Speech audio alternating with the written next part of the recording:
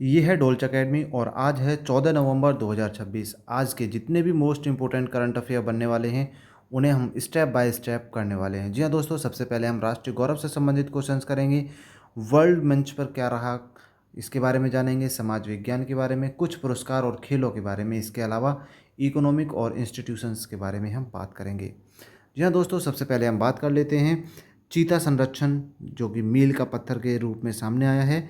मध्य प्रदेश में एक Kuno national park है जिसमें जो चीता है उसने 4 शावकों को जन्म दिया है जिसका नाम है गामिनी। गामिनी नाम से एक चीता है जिसने 4 शावकों को जन्म दिया है। और जब से भारत में प्रोजेक्ट चीता चला है 2022 से, ऐसा पहली बार हुआ है कि किसी मादा चीते ने जंगल में बच्चों को जन्म दिया है। और गामिनी भारत में जन्मी दूसरी पीढ़ी की चीता है।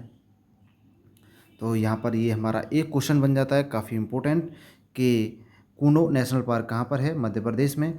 कौन से चीते ने जन्म दिया है, गामिनी ने। कितने 4 शावकों को दिया है और किस प्रोजेक्ट के तहत, प्रोजेक्ट चीता 2022 के तहत। जी दोस्तों, ये क्वेश्चंस काफ़ी इंपॉर्टेंट होते हैं, इसीलिए हम आपके लिए लेकर आते रहते हैं हर कंसेप्ट, हर टॉपिक से रिलेटेड क्वेश्चंस जो कि करंट अफेयर भी हैं। नेक्स्ट आता है नक्सल मुक्त हुआ तेलंगाना। तेलंगाना राज्य भारत का आधिकारिक ऑफिशियल तौर पर नक्सल मुक्त हो चुका है, क्योंकि अभी हाल ही में आपने न्यूज़ में भी देखा होगा 42 नक्सलियों, जिसमें कमांडर सोडी मल्ला हैं, उनके साथ हथियार और 800 ग्राम सोने के साथ इन्होंने आत्मसमर्पण किया है। सरकार ने भी इन्हें वित्तीय सहायता और मुख्य धारा में लौटने का मौका दिया है। जी हाँ दोस्तों, ये इंपॉर्टेंट क्वेश्चंस हम आपके लिए लेके आते हैं, तो आप वीडियो को लाइक ज़रूर करें और साथ ही चैनल को सब्सक्राइब कर लें। नेक्स्ट आता है कि अभी हाल ही में भारत के विदेश मंत्री एस जयशंकर ने 9वें हिंद महासागर सम्मेलन में भाग लिया है। जी हाँ दोस्तों, ये मॉरिशस में हो रहा है 9वां हिंद महासागर सम्मेलन, जिसका मुख्य है इकोनॉमिस्ट। सबसे पहले बात कर लेते हैं, इन्हें 5 भागों में डिवाइड किया है इकोनॉमिस्ट। महासागर सिर्फ एक भौगोलिक जगह नहीं है बल्कि एक जीवित इकोसिस्टम है। और वास्तव में इकोसिस्टम, जैसे कि ईरान के इस समय हम देख सकते हैं, वो केवल एक महज एक जलडमरू नहीं है, पूरा का पूरा तेल उसी पर टिका हुआ है, यानी कि अर्थव्यवस्था टिकी हुई है। वहीं पर बात करें हम औपनिवेशिक बाधाओं के बारे में, तो जो पुराने हमारे ऑफिशियल युग की जो बाधाएं रहीं, उन्हें पार करके अब हम क्षेत्रीय सहयोग को बढ़ाना चाहते हैं नए नियम कानूनों के साथ। वहीं बात करते हैं वैश्विक का शस्त्रीकरण के बारे में, तो दुनिया अब अधिक कॉम्पिटिटिव हो गई है। जहाँ दोस्तों वर्ल्ड लेवल पर इस्तेमाल जो हथियार हैं उनका इस्तेमाल किया जा रहा है, तो दुनिया बहुत आगे बदल चुकी है अब। वहीं बात कर लेते हैं नेक्स्ट के बारे में, जिसमें है चेक पॉइंट्स अब सिर्फ समुद्री रास्तों तक सीमित नहीं रह गए हैं। चौक पॉइंट्स हैं जो वो, बल्कि ये जो तकनीक है, वित्त, फाइनेंशियल है और ज्ञान में भी नियंत्रण में एक बड़ा खतरा है।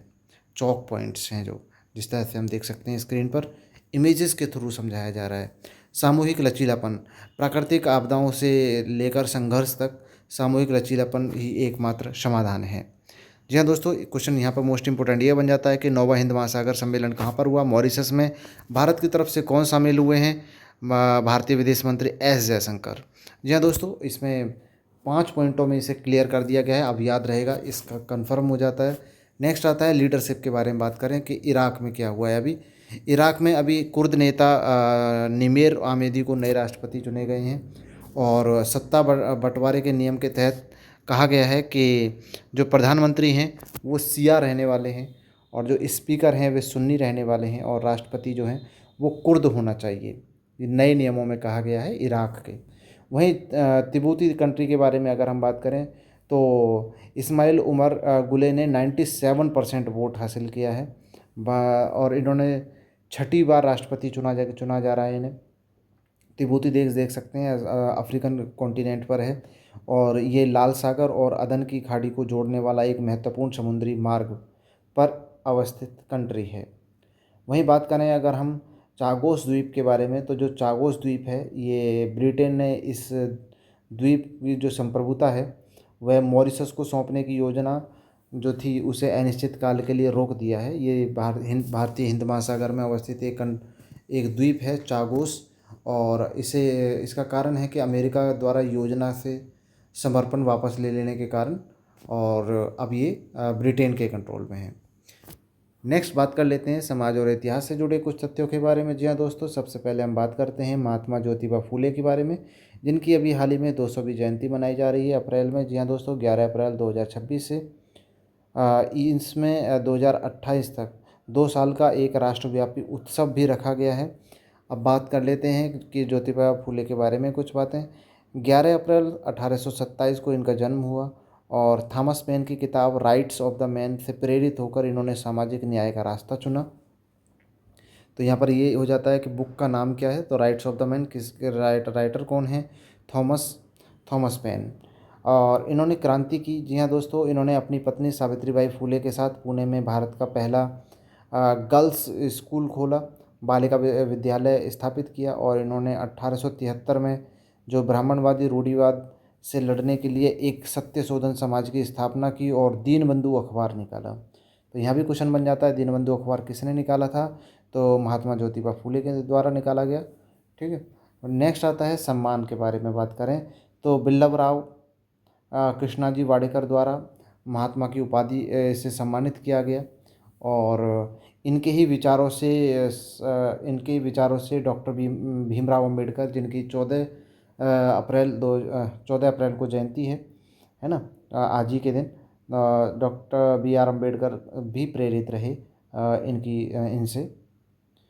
नेक्स्ट चलते हैं स्वास्थ्य और विज्ञान के मामले में।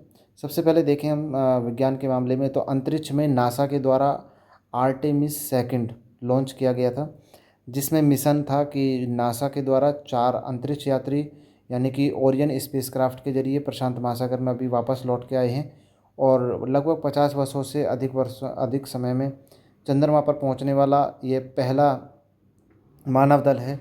इन्होंने पृथ्वी से सबसे दूर यात्रा करने का एक नया रिकॉर्ड बनाया है और चंद्रमा के अनदेखे हिस्से को देखा है इन्होंने। ठीक है, तो आर्टेमिस सेकंड बहुत इम्पोर्टेंट हो जाता है यहाँ पर।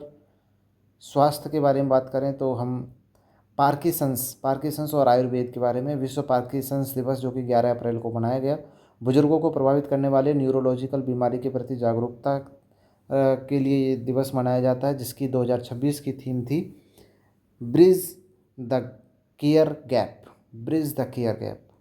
आयुष मंत्रालय के द्वारा CARI बेंगलुरु से मान्यता प्राप्त करने वाला CCRAS का पहला संस्थान बन चुका है CARI, और यहाँ पर हर साल लगभग 1.5 लाख से अधिक टेस्ट होते हैं।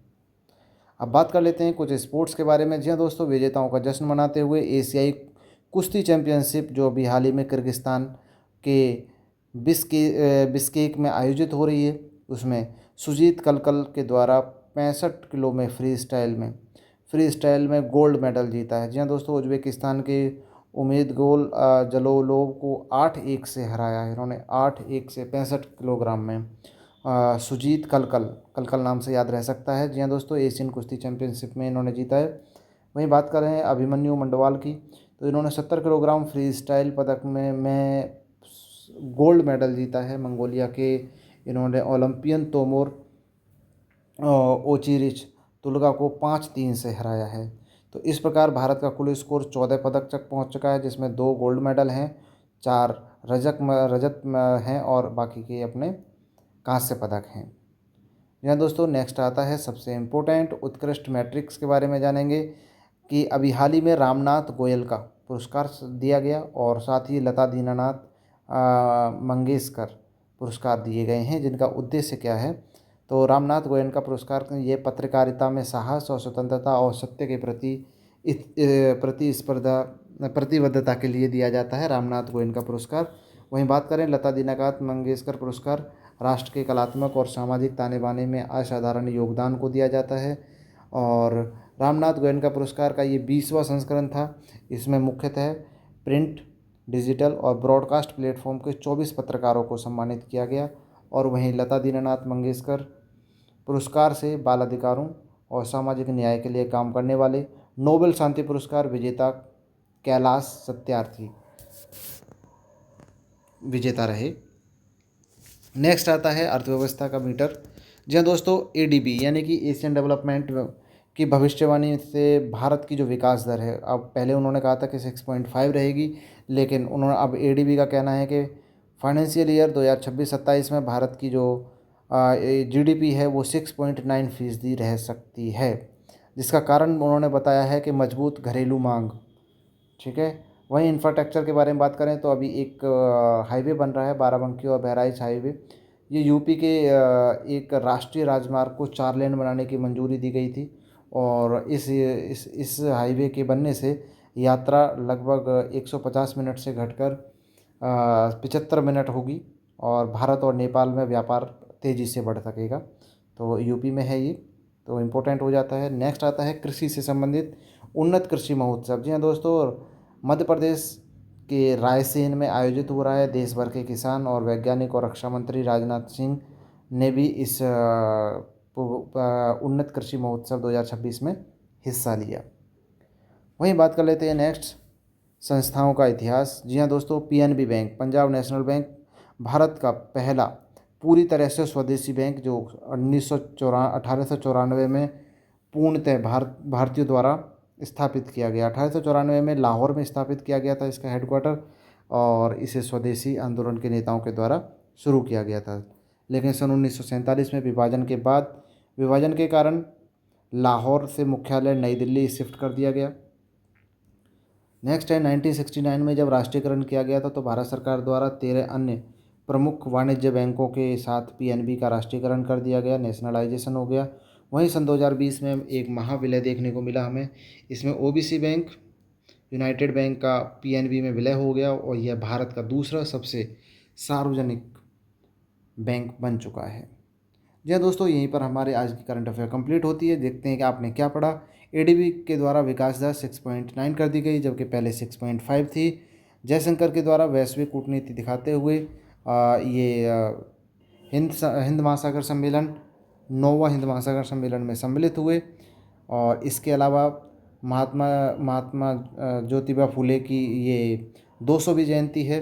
जी हाँ दोस्तों, नासा के द्वारा आर्टेमिस 2 मिशन मानव जाति के असीम भविष्य की ओर ले जाता है। वहीं बात करें खेलों के बारे में, तो एशियाई कुश्ती चैंपियनशिप से लेकर समाज सेवा, कैलाश सत्यार्थी अब भारत का उत्कृष्ट जश्न मनाया जा सकता है। जी हाँ दोस्तों, यहाँ पर हमारा मिशन सफल हुआ।